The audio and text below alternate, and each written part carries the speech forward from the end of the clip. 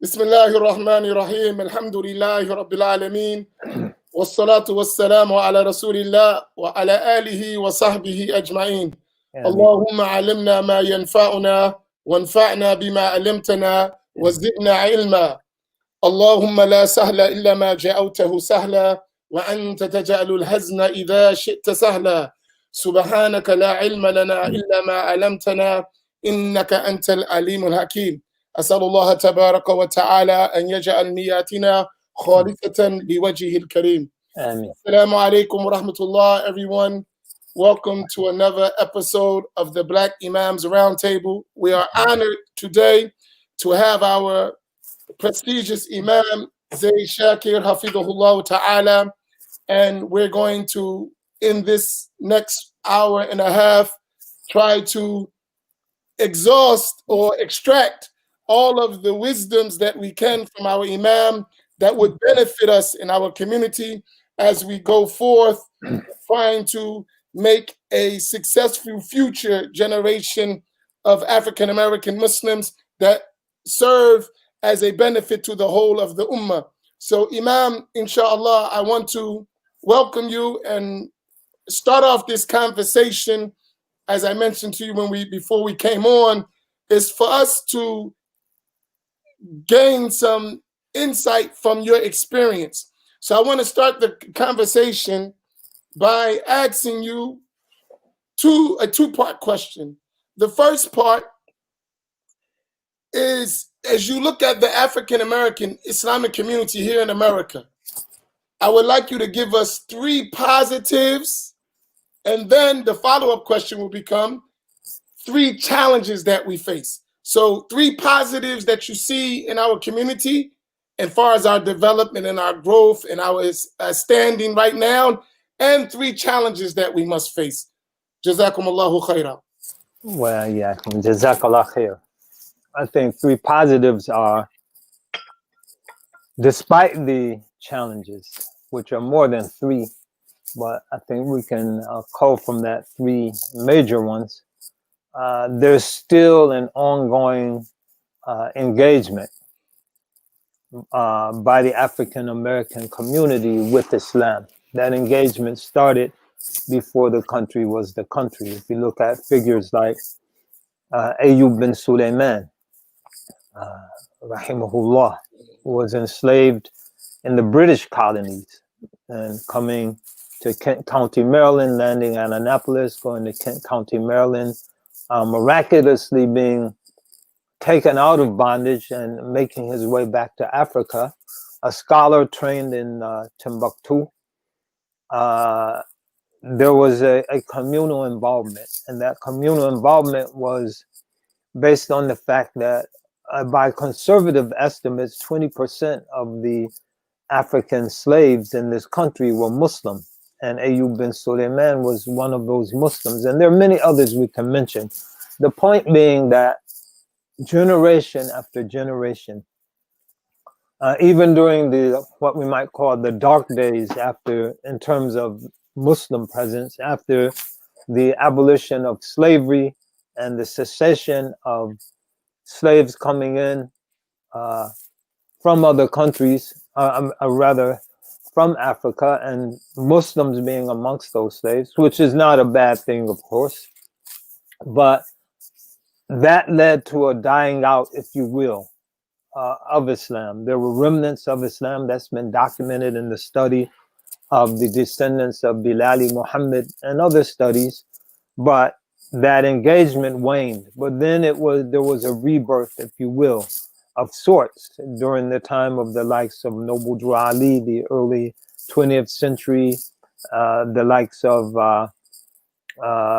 those Ahmadis who followed Mufti Muhammad Sadiq, including Sheikh Wali Akram and others, who would go on and enter into Sunni Islam and found many masajid, Dr. Izzuddin, Sheikh Dawood and Mother Teresa, and the Darul Islam movement, the Nation of Islam, and the transition under the leadership of Imam Wasiddin Muhammad, the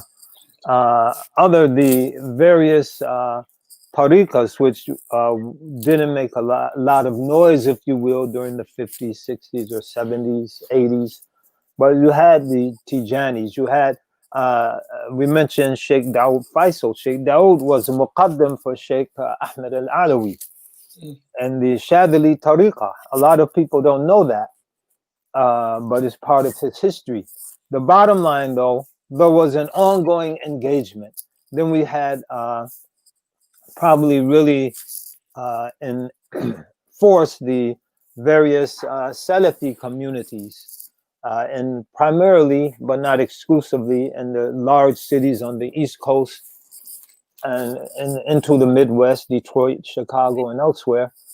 So there's been an ongoing engagement, and that's a positive, because when we talk about the subject of the program, spirituality, we stand on spiritual shoulders, just as we, and the term itself is not physical. When we say we stand on the shoulders of giants, we're not here standing on the shoulders of Malcolm or Dr. King or others, but in a symbolic sense, we are benefiting from the contributions they made. And that's true in Islam generally. We're benefiting from the contributions made by those successive generations of Muslims. There's a spiritual force pushing us forward. Dr. Rupert Sheldrake talks about this force in scientific terms, but I think you can look at it also in spiritual terms. There's a spiritual force that's pushing us forward, and that's the force of our ancestors, and that's a very positive thing, because it gives us strength during times when we're weak. And so a time like this, where we might see the community as weakening somewhat rather, in the face of a lot of new developments politically, culturally, socially, that it supplements and augments our strength. That's a positive. I think another positive is that you still have Muslims who want to be Muslim as Islam has been historically understood. And so you have a very strong, passionate desire in the hearts of those who are practicing the religion to continue to practice the religion as we understand it. So you find probably in the African American community, you have Muslims like myself, yourself, wearing kufis. That's becoming very rare outside of the African American community. You have Muslims who might have some sort of Islamic attire, and still relate, aren't ashamed to outwardly manifest their Islam in the African American community. And again, that's a positive, because they say الظاهر يؤثر على الباطن والباطن يؤثر على الظاهر. Like the external, superficial things have an impact on one's internal state, and one's internal state has an impact on one's external state. If you had a Muslim running around with a Michael Jackson white sequin glove and a Thriller jacket, you can't say that's not affecting that Muslim's heart, because there's something astray in that person's heart that leads him or her to manifest that sort of external phenomenon. And by doing that, it also affects the heart. And so the fact that you still have so many African American Muslims who want to dress like a Muslim, as we understand Muslim dress, I think that's very positive, because that to me is emblematic of a spark that only needs someone to come along and pour some gasoline on it, and poof, and then that person is going to be on fire. And so that's very positive. A third positive, I would say, is the degree to which the African American Muslims still occupy, generally speaking, a position of respect in the community. Like if you go around, people still have a respect for Muslims. At the street level, a lot of that goes back to the work that our incarcerated brothers are doing, and sisters, but primarily brothers, which is a good thing because we don't want too many of our sisters to be in prison. It's bad enough to have so many brothers, but we get the women also, which is the fastest growing population of incarcerated people, from what I've been told. But in any case, I think I lost my train of thought. Respect the community. Yeah, respect in the community. It's still there. And those who interact with the community can still see it. It's not what it was, say, for example, during the heyday of the Nation of Islam, and Islam as the community understood it. Someone might say, well, that wasn't even Islam, but as the community understood Islam.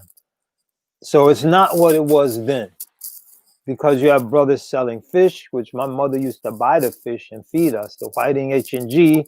The newspaper was a quality newspaper that had many very prominent writers that have gone on to make marks in the literary, political, cultural arenas.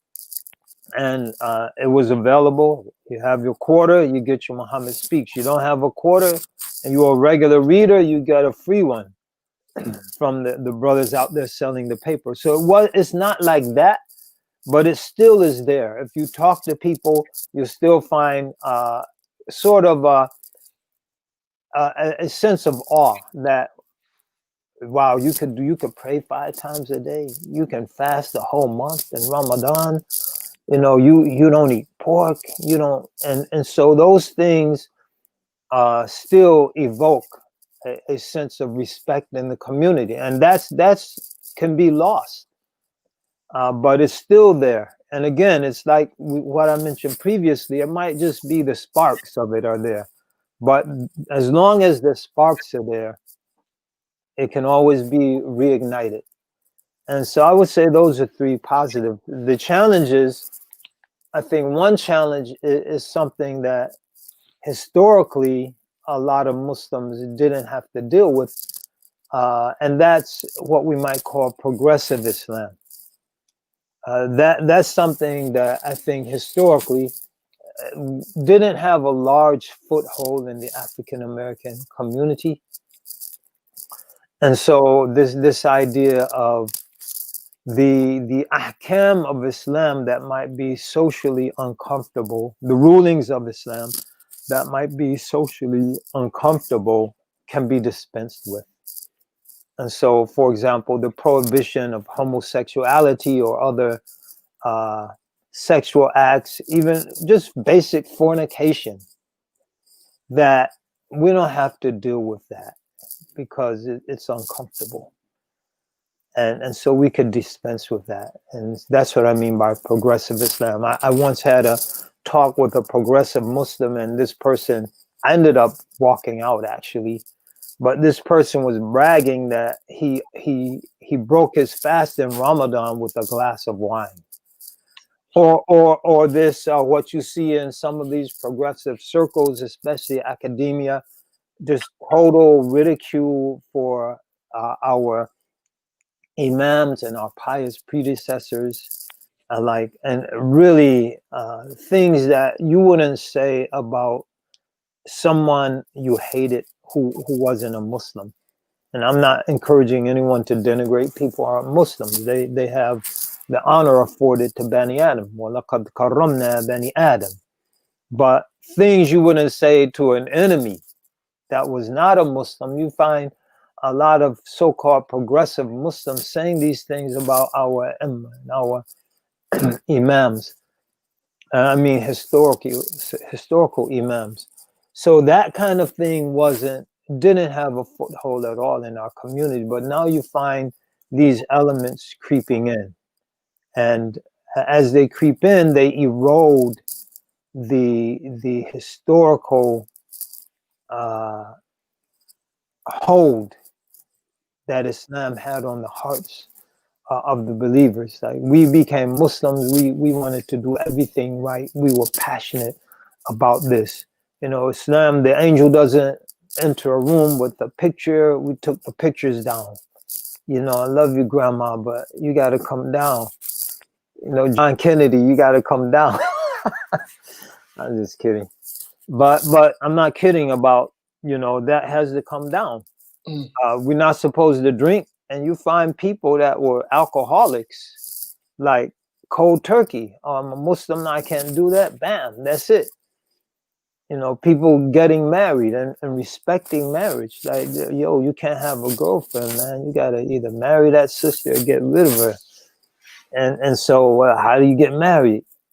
Is so that kind of traditional passion gets eroded by this progressivism. I think a related threat or challenge is balancing the demands and the growing popularity of critical race theory amongst many Muslims. And I say balancing to emphasize that it's not all bad. A lot of times, some of us can talk about something like critical race theory and trace it back to Marxist roots and atheism and certain vilifying entirely classes of people when Allah reminds us and emphasizes in the Quran that we're going to be judged individually. وَلَا تَزِرُ وَازِرَةٌ وِزْرَ أُخْرَى. No bearer of burdens can bear the burden of another. And so there are certain problematic aspects, but in the sense that people who are struggling to find a means that addresses the oppression that they perceive will grasp at anything. And that whatever they find that might give purpose and meaning to their lives is a positive thing. So it's not all bad, but I think we have to balance between the positives and the negatives and be clear and then elevate ourselves. And I think that's the third challenge I think a lot of people do not see in Islam and traditional teachings of Islam the means or the tools whereby they can elevate themselves. And because they don't see that, they reach out for other things. Mm. And so I think that's a big challenge to educate people, because our religion is predicated on education. We mentioned the dying out of Islam after new Muslims stopped coming from the African continent. That dying out, and Sylvian Diouf talks about this, and other researchers and scholars, in large part was due to the fact that even though slaves could generally practice Islam if they had the strength, if you had the strength to fast Ramadan on a starvation diet, and slaves are on a starvation diet, just enough to keep you alive for 10 to 15 years, your prime working years, and then after that to starve you to death, because we don't want any old slaves around here. 80% of all healthcare dollars spent in the United States are spent on elders. And so if you're a slave owner, and slaves are your capital, your ratsimal, as they would say in Arabic, you don't want to be spending a disproportionate amount of your profits caring for old slaves. And so it's better to just starve them to death, work them to death, let them die in the fields, and just bury them and work the next generation to death. And so, but if you had the strength and the faith to fast Ramadan on that diet, then you could do it. No one was going to stop you. But you couldn't build madrasas. You couldn't build Quran schools. You couldn't build the institutions. You couldn't build masajid. You couldn't build the institutions necessary for a communal, transgenerational transferal of Islam. And so I think, and you couldn't establish the educational foundation. So I think a real challenge is maintaining that educational foundation. So now you don't see people as passionate about going overseas. One reason there's where you're going to go. If you went to Syria, you can't do that anymore. It's destroyed. Yeah, Latif. If you went to Yemen, it's extremely challenging to go to Yemen. No matter who if you're going to Hadramaut or if you're going to some other place to study with some other folks, it's extremely challenging. If you're going to Egypt during the tumultuous days of the revolution and now under Sisi, it could be challenging. The mukhabarat are watching your every move. So that being the case, it's the deeper levels of education are in a sense harder to obtain, but in a sense they're not, because you have a lot of trained people now in this country who can teach advanced Islamic studies. So but those are three challenges I would identify. A final one I would say is and it goes back to the first one, the progressivism, is the gradual destruction of the Muslim family. Mm. And so I think with the general erosion of the family, with the demeaning of male familial leadership, with the distortion of how we define and understand patriarchy. So now if you say patriarchy, it's all bad. But the patriarchy of Islam is qualified by Allah Ta'ala saying, "Ar-rijal qawamun 'ala an-nisa."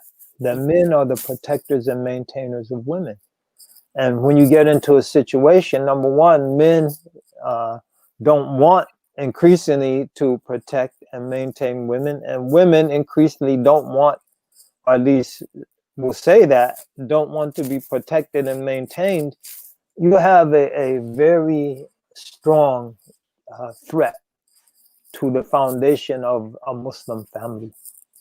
And I think that's a huge challenge that has to be addressed, because the family provides the nurturing environment and the primary institution to transfer the knowledge of the religion to the children, even before they might get to a madrasa, or in the absence of a madrasa. And so if the family breaks down, you're going to have an erosion of Islamic knowledge. The two is inescapable.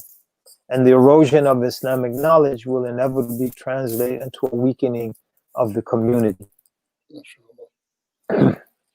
So with that, I got those three, and the three from the side of the positives and the challenges. Now, when we look at our Islamic sciences, which is, our solution to most of our issues, and especially as Muslims, we know we find within the Deen of al-Islam. Many of our scholars, they had like a concern of how to move us forward as a nation, as an ummah. And they prioritize like three aspects: al-ilm, al-amal, and al-da'wah. Knowledge, its implementation, and calling to Allah subhanahu wa ta'ala, inviting others to Allah.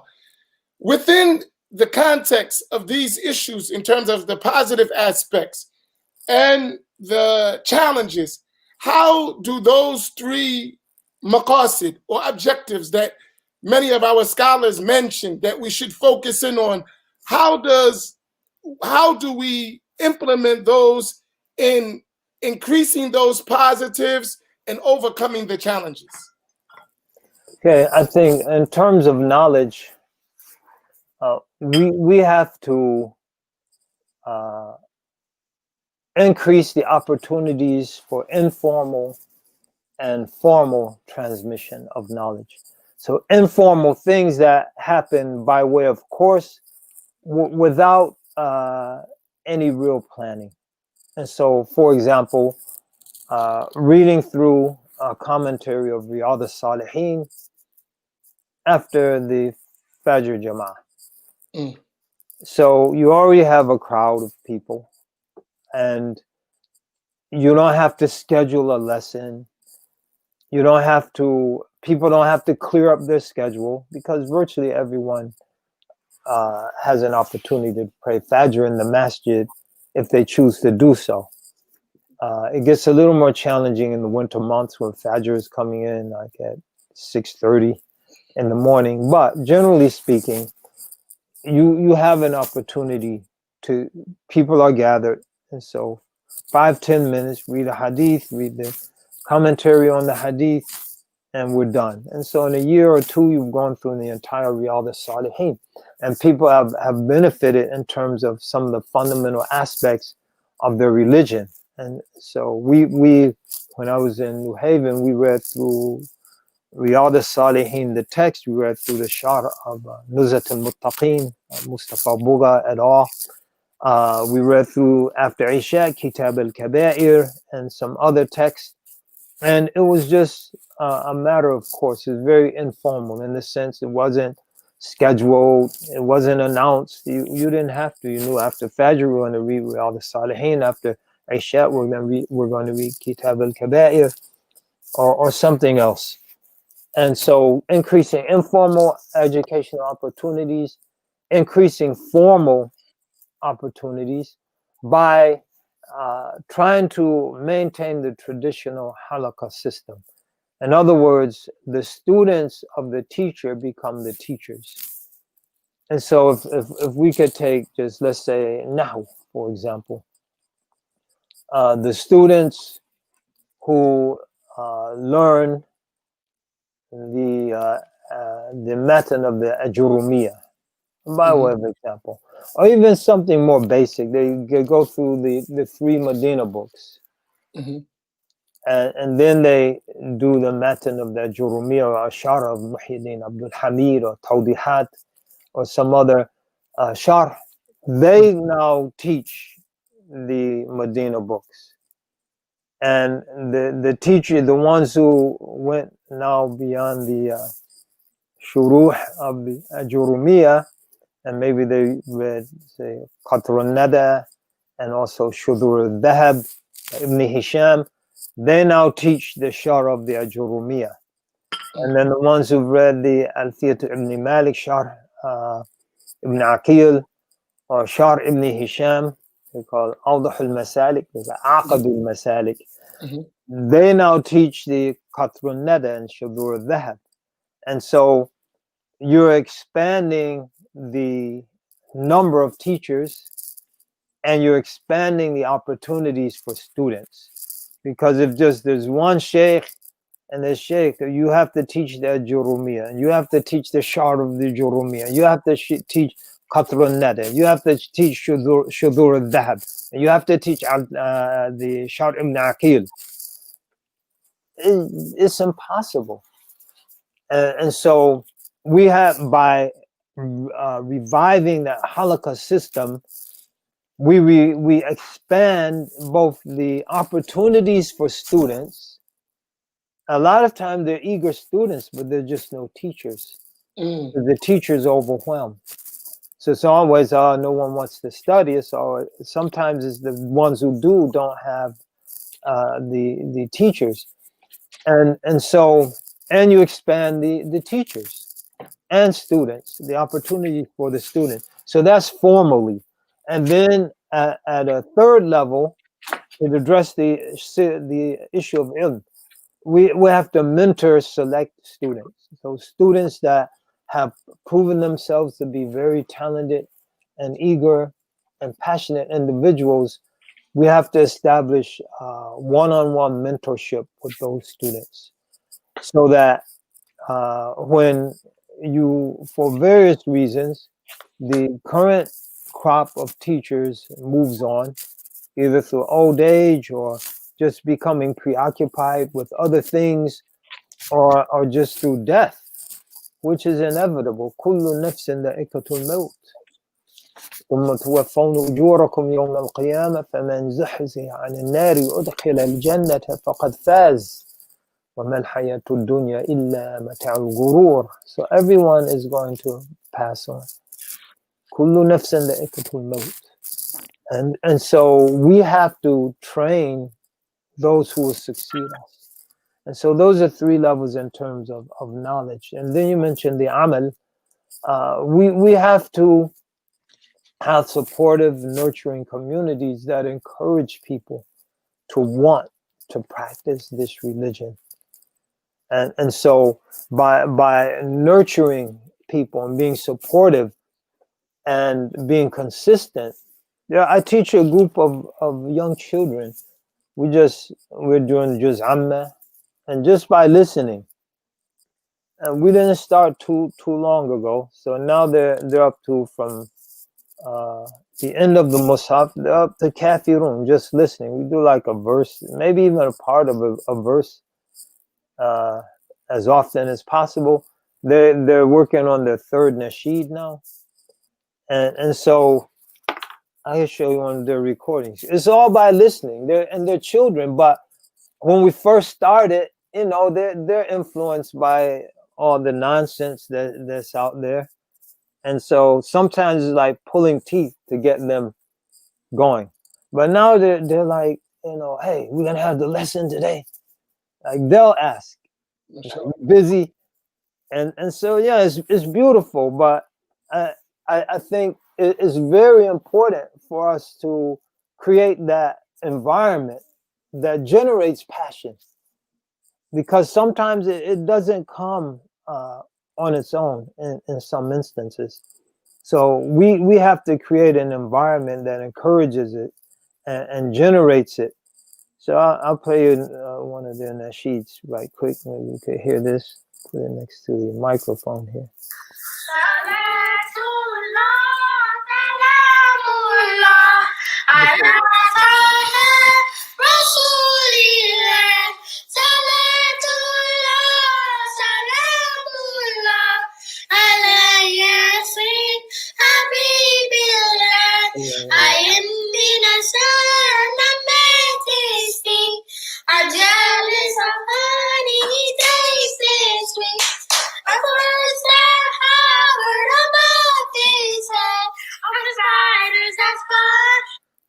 Let's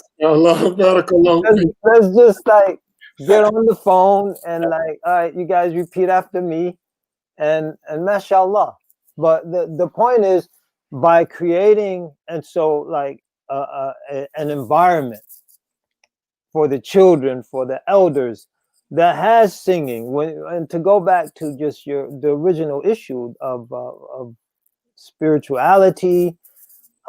We're singing people. You can't take a people who sang in Africa, sang on the slave boat, sang on the plantation, sang in the church, and just tell them there's no more singing, guys.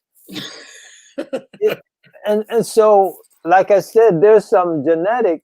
We know about epigenetic trauma, but there are also positive genetic traits that are handed down transgenerationally, and we have to plug into that and nurture it, or else it will die. And one way we could get our kids, just get them singing. They're gonna sing something, so get them singing about Allah and His Prophet, sallallahu alaihi wasallam, as opposed to singing about all this nonsense that they have out sing about, because they're gonna sing something. You can rest assured. If you say you can't sing about Allah and His Prophet, then they're gonna be singing about the boogie woogie bugle boy of Company B or something. They're going to be singing something. But to go back to the point in terms of practice, creating that love for the religion, creating the passion and the desire, that makes practice something lovable. Like they say falsely, some people who you mentioned, tasawwuf, tazkiyah, whatever you want to call it earlier, some misguided people, they say la taklifa ba'd al-wusul. Like once you arrive, there's no religious responsibility. You don't have to pray and fast anymore. Those are just means towards this end. Imam Junaid, he said, wasalu ila saqar. He said they arrived, all right, they arrived to hell. Allahumma salli rasulillah. But lost my train of thought again. Anyway, but let's talk about creating the environment. Yeah, the environment to practice. So, creating that love. That's what I wanted to say. Creating. Oh yeah, la taklif. That's it. That taklifa ba'd al-wusul, there's no religious responsibility, that's totally false. But related to taklif from the root kaf, lam, fa, kalafa, taklif, la khulfata ba'd al-wusul. There's no burden in worship once one is connected to Allah. Not in a physical sense, but in a passionate sense. Once that love for Allah. وَالَّذِينَ آمَنُوا أَشَدُّ حُبًّا لِلَّهِ. Once that love is inculcated in the heart. And that's why the singing, I mean, you sing and you fall in love just with whoever you're singing about, because the song is so beautiful. Once that love is there, there's no burden in worship. And so now checking that amal box, it's like, man, I'll stand in prayer all day. Because this is an expression of my love to my beloved. And so I think that's very, very important in terms of checking that box. So the ilm, the amal, and then you mentioned the dawah. Dawah is very important. I think we could mention as a positive in the past the passion that we had for dawah. I mean, when I was involved at a younger stage in my life, we were everywhere. If someone was giving a lecture, we were there handing out pamphlets relevant to the topic. You know, we were there to disrupt the speaker. We had our questions planned. We had our people scattered in the audience. Time Q&A. It's like, yeah, I have a question. Yeah, so we were in the streets. We were making up. We were going to before it was just Kinko and not FedEx Kinko, making up flyers and giving flyers out on the street corner. We chased the Ansarullah off the streets. Breaks. We're gonna stop right there. Skip that part. Now go ahead. I'm joking. Okay, I mean, I'm messing with you. Go ahead. Oh, they were all on the corner. When there was one of them, there was three of us, and we made, you know, Bilal Phillips, Dr. Bilal Phillips. He had that book exposing the Ansarullah. So we making custom flyers, taking that information. Man, 2 or 3 weeks they were gone, but you know there was that passion for dawah, like this saved my life. And I know a lot of people are dying from the thing that was killing me before Islam saved my life. And so if it saved my life, I know a lot of people can use this. And so we were out there trying to give them the medicine that had saved us. But you see that dying out until now. You know, it's very few people that are out there. And not just in the streets, many different on the streets, on the campus. On the campus, we had our dawah tables, and just manning the table. People come up, giving them pamphlets, engaging them in conversations. We had in New Haven, we had our dawah mobile. We had speakers on top of a van going through the community. Yeah, come to Allah. And when it was thick, going right up to it, slinging drugs and pulling right up, and y'all know you're not supposed to be doing this. You're a king. You know, your ancestors didn't come here as people destroying their own community. They were kings who came to lift up and protect their community, and yada yada.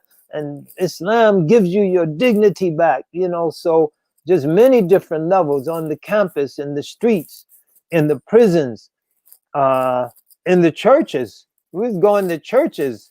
Once the preacher had to come get the congregation. I specifically remember church started at 10. We had, like, I think from 9 to 10, 10 o'clock came, people was all, you hear that? Yeah. Preacher, church is starting. It's like, so, you know, alhamdulillah. But you generally, you don't see that anymore. And that's something very important. We have to revive that. And even take it to a whole nother level. I mean, we have to begin to think how we can bring our resources together. We have our own internet stations. We have our satellite stations. You know, they have the 700 club. We have the 7 million club. You know, we have to begin to think in big ways how we can counter a lot of the negativity, because sooner or later you keep repeating the lies, and then those lies go unchallenged. People assume they're truth. One reason they might not make any sense, but why aren't the Muslims out here refuting this stuff? It must be true. They don't have a reputation. And so I think it's very important for us to rev up that dawah again. How do we do that? Number one, by not complicating it. And we need dawah seminars and a dawah conference and dawah books. I mean, those things could be useful and helpful, but at the end of the day, you need people who are willing to go and interact with people and talk to people and sit down with people, stand on the corner with people, pull people to the side on the campus, in the courtyard or in the student center, and pull them over to this table. So it's not as complicated as we make it. And so I think we have to uncomplicate it. On the one hand, we have to provide relevant materials on the other hand, because we if you talk to most people in the language, the classical language of Muslim theology, they're not going to get it at all. And but if you begin to specifically address the issues, the theological issues that people are wrestling with, such as atheism or other issues, in a language that they understand, but really addressing the issue in a productive, quality way, then I think you'll get the dawah going back. So a willingness, materials, a basic modicum of training. There has to be training in the sense that how do you approach a person? What do you say if they respond with A, B, C, and D? What are the hot button issues you know they're going to raise these days? So, like, you know, if you get out there, why do Muslims hate gays? And you have an answer ready. Now, we don't hate anybody. Like, we might hate actions, but we don't hate people, because people can be reformed and people can change and evolve. And a lot of people fall into what they're into not consciously. They're sometimes affected by unconscious forces in our society. And so what we're saying as Muslim is that we can counter those unconscious forces with truth, which is very important. And the final part about dawah is that presenting the truth to people. Like we said, if we don't address issues, people will assume falsehoods are true. There are a lot of conscious lies being told about Islam and Muslims. And the ones telling those lies, they're not designed to stand up to scrutiny. So, for example, when you had the Pizzagate conspiracy theory that the Clintons were using a pizza house in Washington, D.C. to run a pedophilia ring. And some dude went down there with a gun looking for these Democratic senators who are at the heart of it to kill them. This dude shows up from North Carolina and then all the people who putting it out there, all of these right-wing conspirators, said, man, fool, what are you doing? Like, this stuff isn't true. It was only designed to create an emotional reaction and suspicion, cast a cloud of suspicion over the targeted audience, in this case, the Clintons and the Democratic Party. People like, are they really doing that? But if you go down there with a gun, now we're going to be exposed. And people are going to realize just how stupid and ridiculous this is. And a lot of this stupid, ridiculous stuff is being said about Muslims. And there's no truth to counter it, because truth is powerful. جاء الحق وزهق الباطل إن الباطل كان زهوقا. Like, truth comes, falsehood perishes. Falsehood by its nature is doomed to perish. If this room is dark and I turn on the light, the darkness is gone. It perishes by its nature. That's the nature of darkness. It disappears in the presence of light.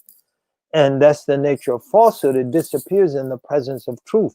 And so we should be motivated to get the truth out, so that the falsehoods being told about the Muslims and about our religion can be dissipated and scattered. Now, putting those things in context, when we talk about Sayyidina Jibril alayhi salam, he came to the Prophet sallallahu alaihi wasallam and asked him about those primary sciences in Islam, mentioned about al-Islam and al-Iman and al-Ihsan. And in terms of al-Ihsan, which later became known as at-Tasawwuf, and other terms that people use at Tazkiyah, and other than that, something that the scholars, they mention about this, they said that at-Tasawwuf huwa al-adab, right? At-Tasawwuf is really all manners and behavior, right? If you want to talk about that issue. In relation to us as Muslims, if you look in the past, I got like 40 years in Islamic environment myself, so I was a little kid. And I remember Muslims were highlighted by their mannerisms. Like if you wanted to identify a Muslim, he was known as a person, which we say in our time, we had husn khuluq. He has good character. And this being, as some of they describe, spirituality, at-tasawwuf, Sufism, purification of the self. How does that relate into this discussion of the things you mentioned? I think that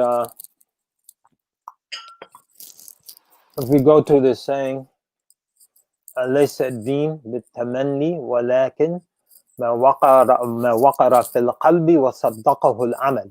That our religion, some say it's a hadith, our religion is not a whim, something you imagine, a passing fancy. ليس الدين بالتمني, rather ولكن, that which takes root in the heart and then is testified to by the action. And so if we're studying properly, if we're practicing properly our ibadat, then it's going to manifest itself in our character. If it doesn't, something's wrong. أكثر ما يدخل الناس الجنة تقوى الله وحسن الخلق. So the things that enter more people into Jannah are the mindfulness of Allah, specifically mindfulness of His commandments and prohibitions, and good character. And so mindfulness of Allah, the two are mentioned together. Mindfulness of Allah translates into good character. اتق حيثما كنت. Be mindful of Allah wherever you are. وأتبع السيئة الحسنة تمحها.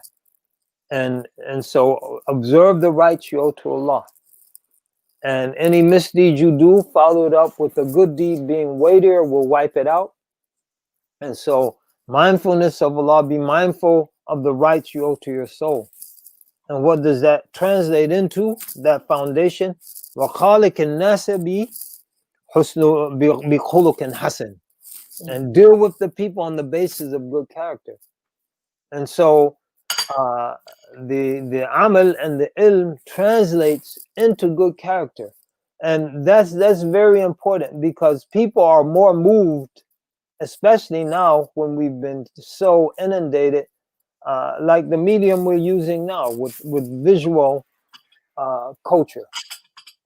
People are more moved by what they see than what they hear or what they read. Because they can read about it and they can hear about it, but when they see it, then they know it's real. Because the author of this book was a hypocrite. He or she wasn't even doing that stuff. But when they see it embodied in people's character, then now they know it's real. And so I think that it's absolutely essential that that part of that trilogy is there. It has to be there. Otherwise, especially like I said, we're in this realm of visual culture. We're in this realm of skepticism. Like everyone doubts everything. Everyone's skeptical about everything. Mm. And so if people don't see it, then they can easily dismiss it. Yeah, Muslims supposed to be this and that. And they just dismiss it. And another thing, if there's not a powerful representation of what we're advocating, it only takes one misrepresentation for a person to dismiss everything. Mm. But if they know, if there's no representation of our truth, and then there's one misrepresentation, people that see, I told you, they ain't all that. Look at this dude. But if there's a strong representation, that man, he ain't a real Muslim. See, with no representation, he becomes the Muslim. She becomes the Muslim. One sister walking around with a mini skirt, and they know that 6 months ago she was wearing the niqab, then she becomes, see, dang, man, that was all just, she was just fronting. That's who they really are, man. That dean is weak, man. The girl was all covered up. I seen her like last year. She was all garbed down. Now look at her. But if they see like 100 sisters with modest dress, hijab, they're like, man, that sister, she ain't no real Muslim. That ain't Islam. Mm. Because, man, them sisters over there, they the real ones. Them brothers over there, that's the real Muslim. But if them brothers aren't over there doing the right thing, then that dude becomes, man, yeah, see, that's them. That's how they are. That's them Muslims. And so it becomes very important for us to have that character that's reflective of our beliefs and our practice.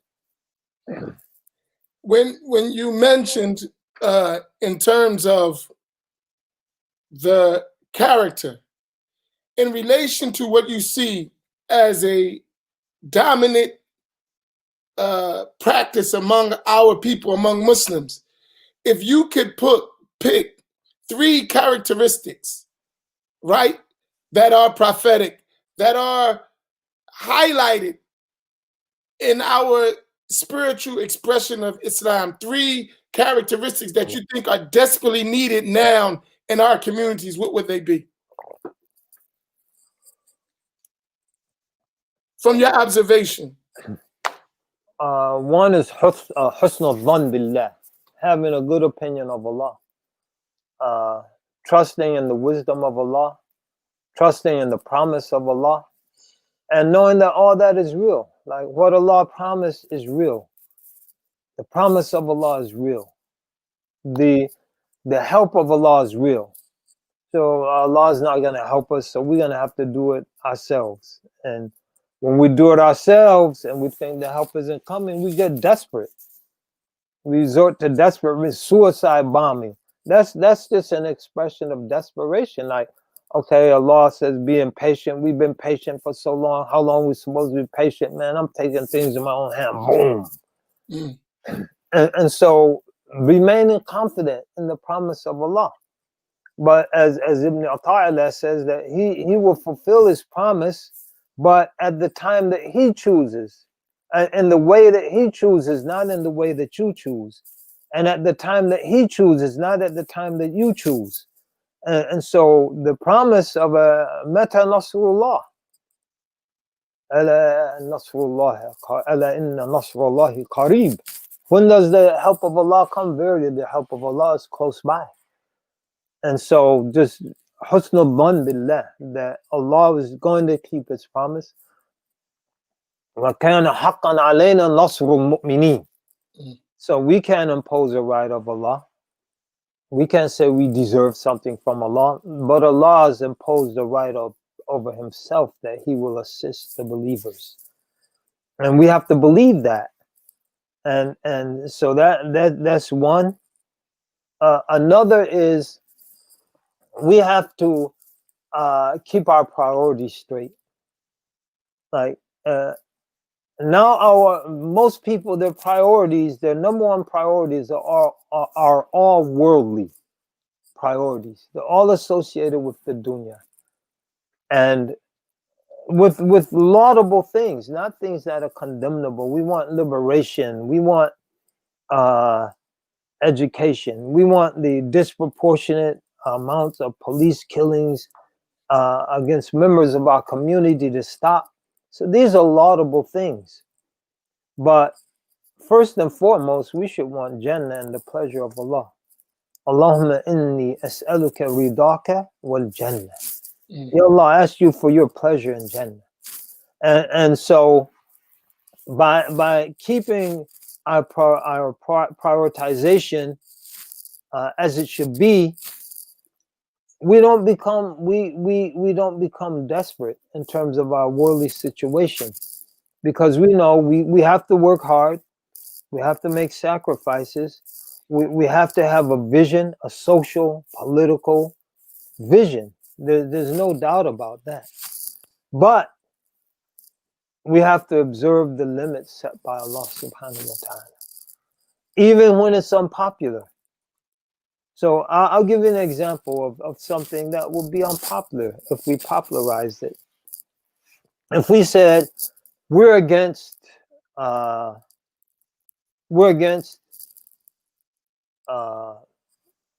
small business interest-bearing loans to members in poor communities, that would be a very unpopular stance. So why? You know, we're helping people get on their feet. We're helping people in an oppressed community gain business ownership, like home ownership. These are keys for moving into the middle class. We're helping to economically empower people. But we say no, because interest, whether it's a small business interest-bearing loan or otherwise, is one of 3 sins that Allah declares war against the perpetrator of that action. Riba interest is described by Prophet ﷺ as involving 70 levels of sin, the least of which is having intercourse with your mother. And no matter how you slice it, interest is one of the most exploitative practices historically that has, in the long run, deprived people of wealth. And so the Catholic workers' movement, for example, was founded on, amongst other things, but one of their main principles was the total eradication of interest. But if we said that, it would be very unpopular. But if our prioritization is pleasing Allah, not pleasing the people, then we would take that unpopular stand and then work towards the real solution, which is the abolition of interest, period, as opposed to a solution that could temporarily empower some people. And so I think it's very important for us to just have that prioritization. And as we go about negotiating the various issues we have to negotiate in our society. And the third thing? The third thing is really fighting to preserve our families. Because you see, in some situation, the Muslim divorce rates are higher than the already high divorce rates in the wider society. And in many instances, this probably 20 years ago, there was a book, I forget the author. It was called Fatherless America. It was about the disappearance of fathers in America. And I think now we're reaping the whirlwind of that phenomenon. But in many Muslim communities, you find an extension. You find fatherless Muslim America, where fathers are absent from their homes, fathers are absent from the lives of their children in a positive and healthy way. And I think fathers are jumping from wife to wife, and that could be a positive thing. But if there's no commitment to the children that those wives are having, then it could be extremely destructive to the long-term prospects for our community. So I think it's very important to have a commitment to our families and the preservation of our family. And it's not just on the side of the males, it's also on the side of the females. I mean, some of the things you hear that some sisters are doing can be just as egregious and insane and just straight up wrong as what some brothers might be doing in terms of not really valuing family. So family is huge in Islam. اتقوا ربكم الذي خلقكم من نفس واحدة وخلق منها زوجها وبث منهما رجالا كثيرا ونساء. So, and that and brought forth multitudes of men and women, not just as physical beings, because that doesn't require a familial context. Like the physical reproduction of humanity, it could be like a fish or whatever. The female lays the egg, the male comes, sprays the eggs hatch, and the baby fish swim away, and the male and female, that's it. You know, they did their job. And so physical reproduction of humanity can be like that. It's just babies that are fed and educated. But the spiritual reproduction of humanity requires the nurturing environment of a family for that baby to grow into a spiritually mature human being, a human being that has love for Allah and love for the messenger of Allah, a human being that's able to understand that he or she is more than what they are physically. That requires a nurturing environment, and that environment is provided by the family. So it's very important, and we see the consequences now. We see the consequences of the breakdown of our families and just the gender confusion that's out there.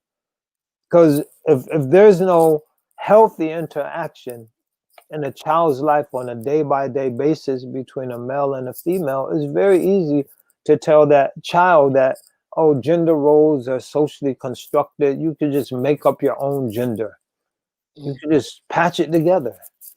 And where is the modeling, and where is the socialization that would run counter to that message? And so family is very important. And I think as Muslims is critically important because we're already a minority in this society. And so as a minority, the majoritarian forces that are pushing these alternative definitions of family, it's like Black Lives Matter, right? We want to disrupt the nuclear family. And so that disruption and many other challenges are out there, and they're part and parcel of the majoritarian society. And the messaging, the images, the socialization that is being pushed by the education that's being pushed by the majoritarian society. I was in a gym, right? Back when I was flying all over the place. Alhamdulillah, that stopped since COVID. That's one of the positive aspects of COVID. It's like been, the rest, huh?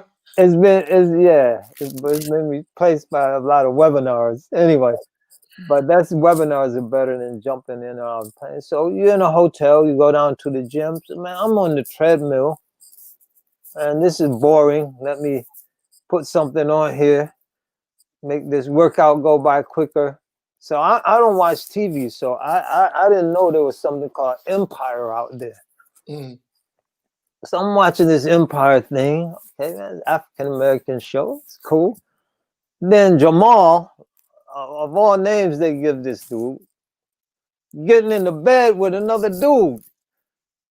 And I'm like, what on earth is going on here?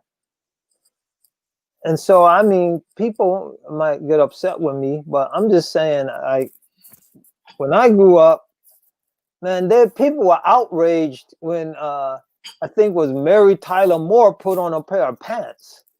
People were calling into the station, like, what are you trying to, excuse me, what are you trying to do? You're trying to, have this cough drop. You trying to corrupt our youth? That's a woman putting on slacks. And people were up in arms.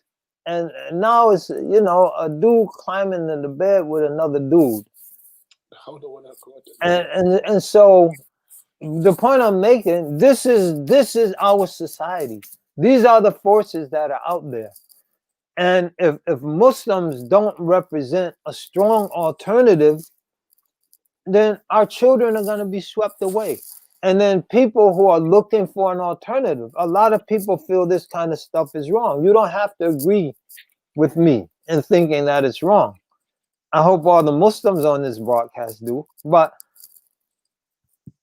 you don't have to agree that it's wrong. But people that do think it's wrong are looking for reinforcement and are looking for someone who can inspire them to hold on to those traditional values.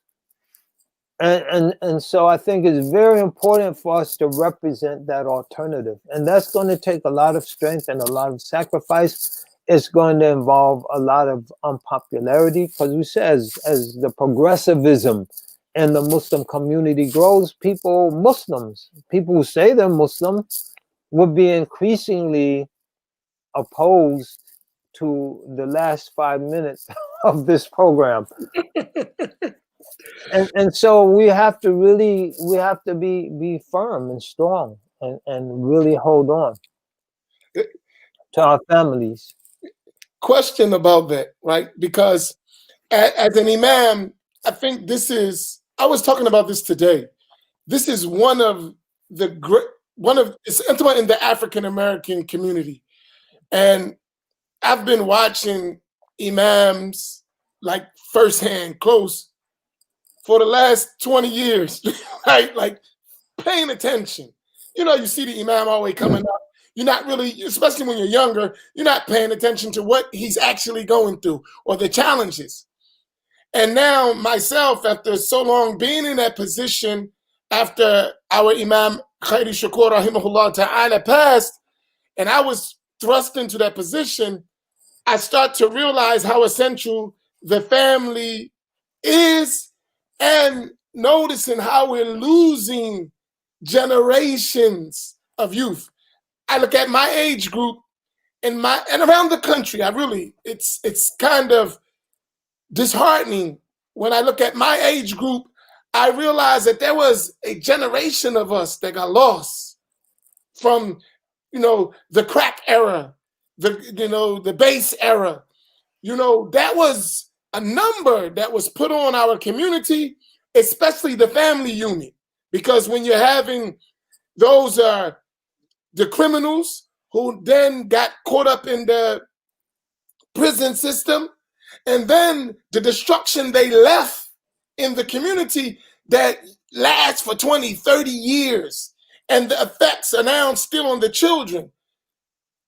How do we save our future generations from duplicating that destruction that happened to us from the early 80s all the way up into the late 90s with the destruction? And I think that was a deliberate attempt to destroy the Black family. Yeah, I would agree. I think we start just one at a time. Like, how can I best nurture and protect this woman and these children? Start one at a time. For starters, there's this story, I'm sure you're familiar with the story of the boy and the starfish. There was a big storm, and like thousands of starfish got washed up on the beach. And one boy goes down there and he starts throwing them back into the ocean. And there's an old man watching. He's watching the boy. He's like, man, this boy can never throw all those starfish back. So he walks down to the boy and he says, son, I've been watching you throwing these starfish back. He says, there's no way you can save all of them. And the boy looked him in the eye and he reached down, he grabbed the starfish, he threw it back in the ocean. He said, I saved that one. And so I think we have to start with what we can immediately affect and save that family, save that child by being present in their lives, and then networking with others to begin to amplify our voice and amplify our actions. And that's the importance of organization. So making sure that because sometimes you have people that are advocating way up here, they're doing nothing down here. So it's all, structural, institutional change up there, but down here, the things you can immediately affect are falling through the cracks. And so get that solid and then start linking up with other people to amplify our voices and to magnify our actions. And by beginning to push back against some of these societal forces, pushing back against the system of mass incarceration, pushing back against the gender confusion, pushing back against the materialism, which a lot of times people are strained because they think to be a successful family, you have to check all these boxes. We have to own our own house. We have to have 2 cars, one for the husband, one for the wife. We have to, shop in certain places. And so the materialism a lot of times can put so much strain on a family, especially in situations where the females might have easier and more readily available economic opportunities than the males. And so because the sister has her expectations and the brother can't meet them, and then there's a distress and the family starts to fragment. So we have to move beyond the materialism. We have to be responsible at an individual level. And then we have to simultaneously be working at addressing the structural issues. Mentioned the mass incarceration, the confusing messaging that's out there, all of these things, the more negative aspects of public education in terms of how the schools, public schools where most Muslims are attending, can in many instances be socializing our children away from an Islamic lifestyle. So those structural issues we can't neglect, but they're built on a foundation of personal responsibility in the realms we're immediately accountable for. Yeah. We are down to the last 13 minutes. Time goes fast. Nice when you're having fun. We must be having a ball. We have a lot. And really, and what we try to do is on this program, and alhamdulillah, we're reaching a lot of people, and it's something they do every week, and they've been for a long time. MashaAllah. So, I mean, I think that makes this an institution. Yeah, well, this isn't just a program. This is an institution. Inshallah, we're trying we're trying our best to help us become that great community that you mentioned that I grew up with, even if there were some things that weren't theologically correct or juristically correct, but it was people of sincerity. Alhamdulillah. Really wanted Allahu Tabarak wa Ta'ala. And I say this, and I wanted to, because you got them clowning me on here, so I gotta respond. Like, I grew up in the Ansar Allah community. And I have a whole narrative of that running away stuff, but we'll settle that later. But we won't go there, right? Okay. But me and Imam Talib had this discussion. I said, I got a whole different picture, but all right, we can talk about that later, right? Yeah, we could talk about that later, inshallah. But what I had growing up. No, was Dr. York a nightclub singer by night? Yes, sir. By day. Believe it or not, Dr. York, you was in the Passions? Now I'm too young. But let Oh. me tell you, what got me to Sunni Islam, to got me to Ahl Sunnah, was when I found that out. It changed my whole life. I never, because I was a kid, and I never, one day I was coming back from pedaling. I never forget it, 1987. I was coming back because we used to go out and pedal. I was a young kid, and I was coming back, and I saw him with his main bodyguards in the back of a truck with Sarah Dash. You remember Sarah Dash, LaBelle, Sarah Dash, Patty Okay. LaBelle? I remember Patty LaBelle. Oh, yeah. Well, Sarah Dash was one of them in the group. Okay. And imagine when I went to a Patty LaBelle conference. Okay. Concert. I wasn't a Muslim, so people don't come down too hard on me.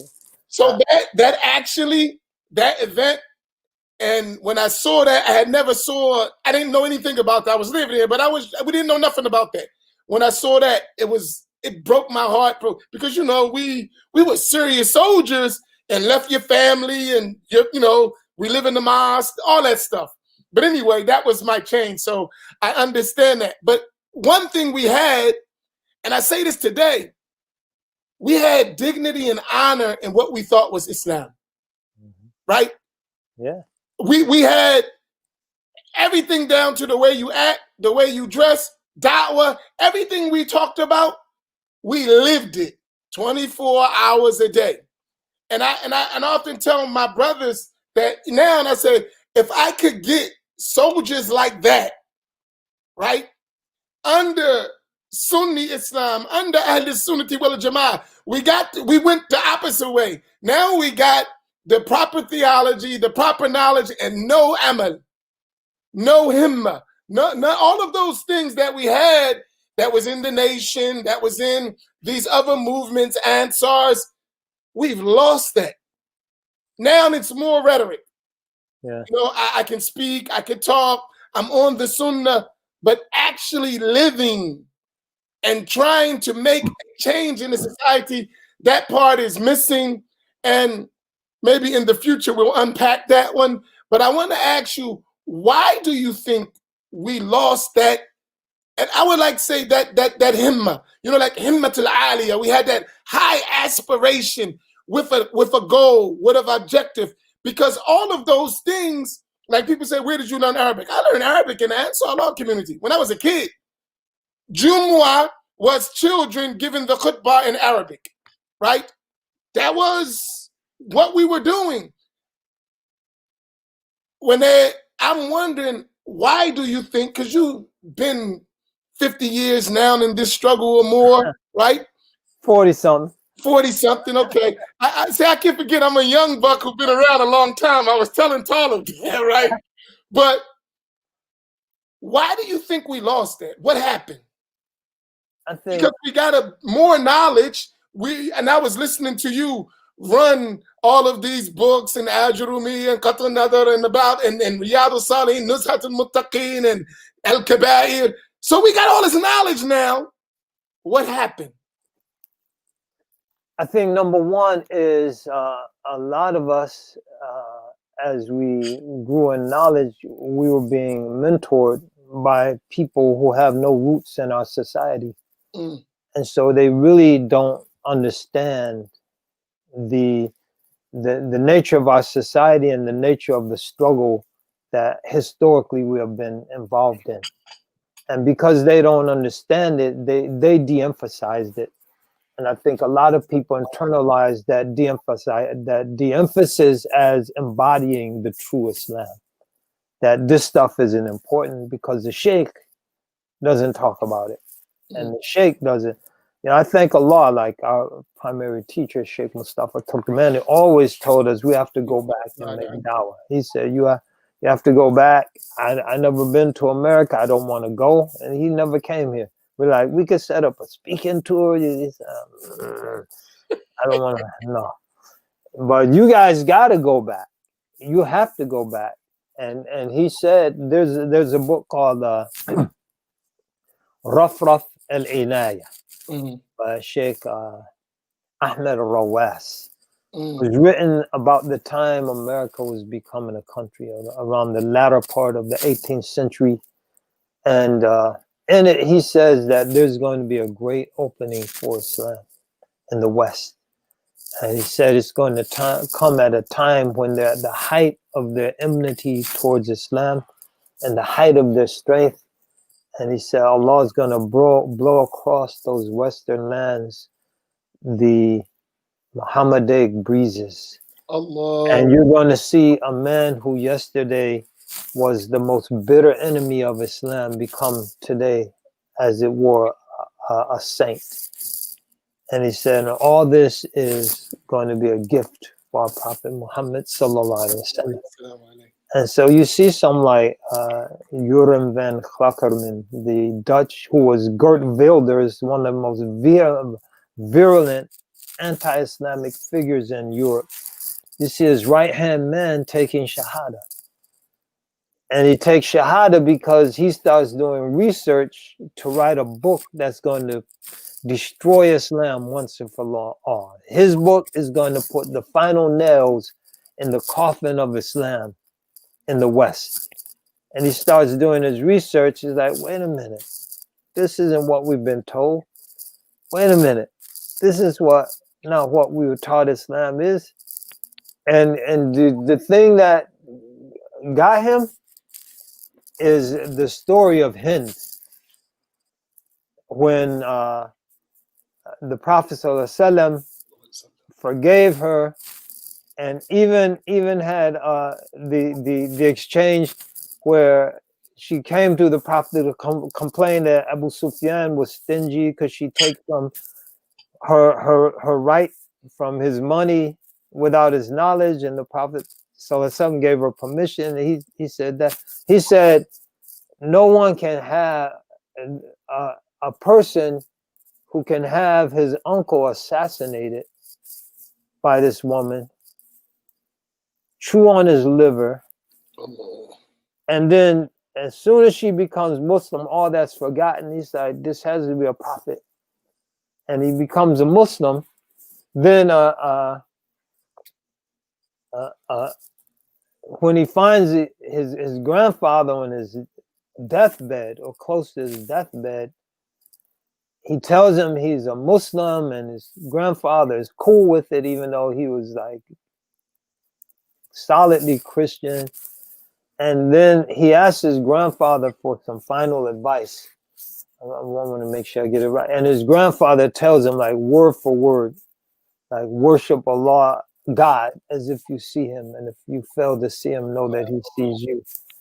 Then as he starts growing in Islam, he comes across the hadith, and he's like, his grandfather's passed at this point. And it's like, so, Allah has a plan, I think, but we have to realize that there are asbab, and that we are the means for the implementation of that plan. And we have to keep that before our eyes. But so I think that what was lost, a lot of people fell under the sway in terms of learning their Islam from people who had directly or indirectly been influenced by teachers and shuyukh who just have no idea of our struggle. And because they have no idea, they de-emphasized it. And because there are teachers, we think that we should de-emphasize it, that it's not important. Going out and saving our people is not important.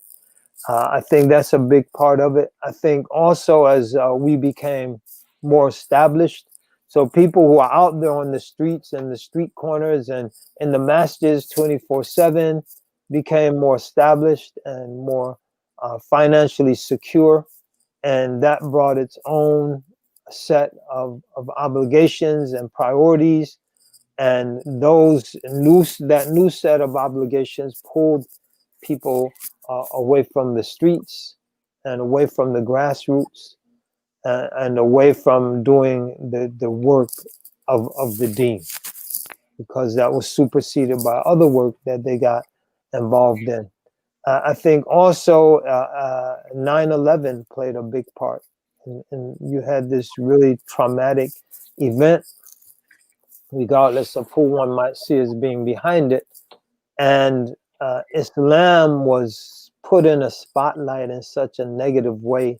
I think a lot of people just became ashamed of going out there and saying, not only Islam is a good religion, Islam is a superior way of life. And they think, man, they just think we're a bunch of terrorists. And what do I have to offer anybody? And no one would say that, but I think at a subconscious level, that was operating on the psyche of a lot of people. And so there are a number of factors. And to get it back, I think we have to really realize just how important it is for us to value something that our religion places great value on. وَمَنْ أَحْسَنُ قَوْلًا مِمَّنْ دَعَا إِلَى اللَّهِ وَعَمِلَ صَالِحًا وَقَالَ إِنَّنِي مِنَ الْمُسْلِمِينَ. So who's better in speech than one who calls to Allah? يَا أَيُّهَا النَّبِيُّ إِنَّا أَرْسَلْنَاكَ شَاهِدًا وَمُبَشِّرًا وَنَذِيرًا وَدَاعِيًا إِلَى اللَّهِ بِإِذْنِهِ وَسِرَاجًا مُنِيرًا. So our prophet was sent as a da'i, as a caller to Allah. And so this is a prophetic characteristic. I think when we understand that we cannot follow Muhammad sallallahu alaihi wasallam fully and with complete integrity unless we're calling to this religion. And so I think it's critical and crucial for us to understand that and to realize that. So Imam, we've reached the end, and we don't want to take up much more of your time, but we have so much more. We have to bring you back because you left us with a whole lot of marching orders that we got to implement, unpack, and then build on them and see our progress. So we got to have you back. But we always like when we have our fellow brothers who come and guests and sisters as well. Do you have any initiatives that you are engaged in? We have hundreds and thousands of people who listen to us. So here's your opportunity to reach them with what you think may benefit them. Initiatives, feel free to, let them know what's going on, what you're engaged in, what you're passionate about that they could benefit from. Well, I think, as you know, we've been working on reviving manna. We're almost there. So be on the lookout for coming to a computer screen near you. hopefully to your community very soon, inshallah. That's getting close. We're still involved with Zaytuna College Project. We encourage people to support that. It's not just about how you feel about Sheikh Hamza Yusuf, who's done a lot of work for the deen. It's about all of the students who are getting a really solid education. We're sending people to Harvard for graduate school, University of Chicago. We've had two students who've gotten full $99,000 scholarships, $30,000 a year to University of Illinois Law School. And one is graduated and had 3 job offers before she graduated. Is working now in the Department of Justice in Brooklyn. We have 2 students that are in medical school. We have students that have gone on to work directly for the dean. We have one of the most dynamic young imams in Houston, Texas, at one of the largest masjids there. People really love him. And so there's a lot of benefit. There's a lot of benefit for the African American community. Our first graduating class, I think, of that group, 5 of 9 were African Americans who have generally gone on to do good things. That was the beginning.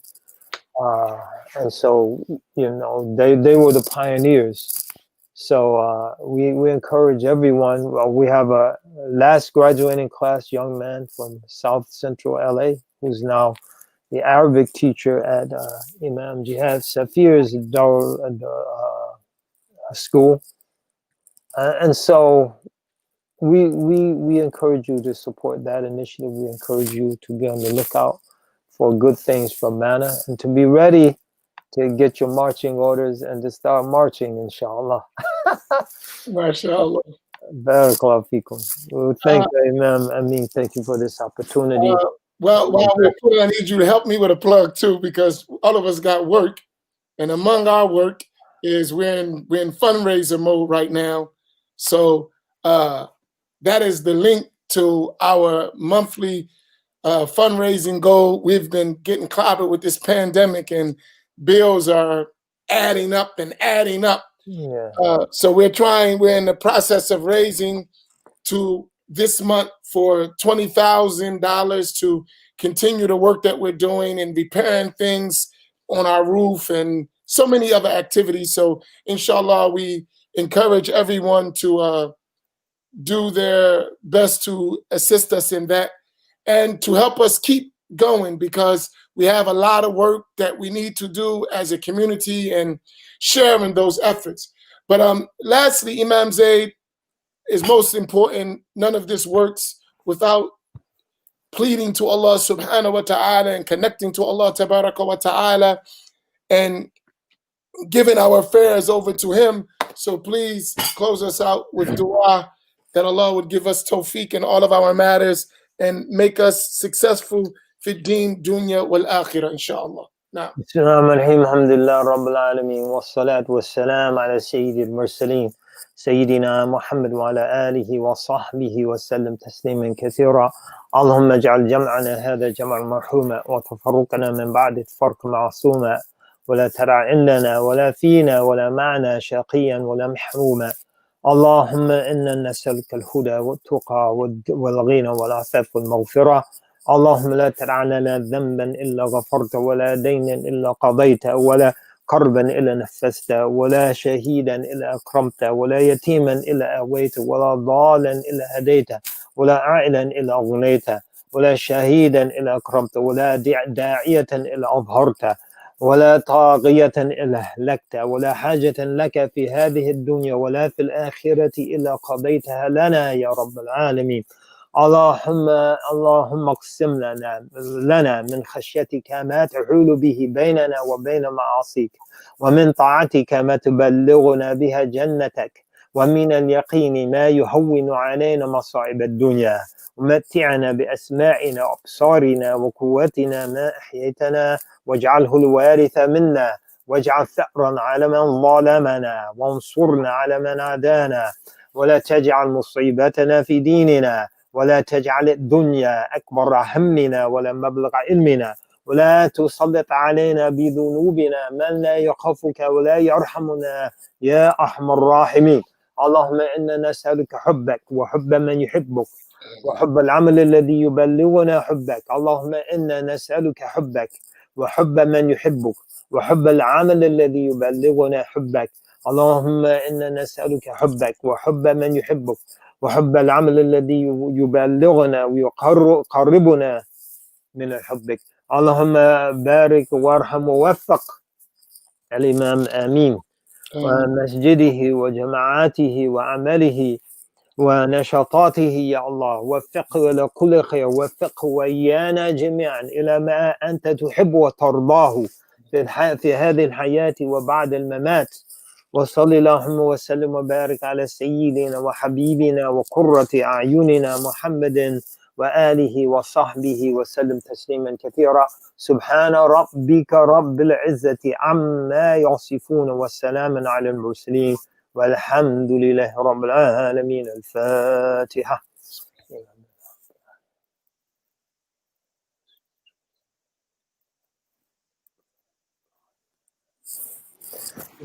Imam, may Allah keep you safe and your family, and we will keep you in our dua. Assalamu alaikum wa rahmatullah. وعليكم السلام ورحمة الله وبركاته. أهلا وسهلا ومرحبا.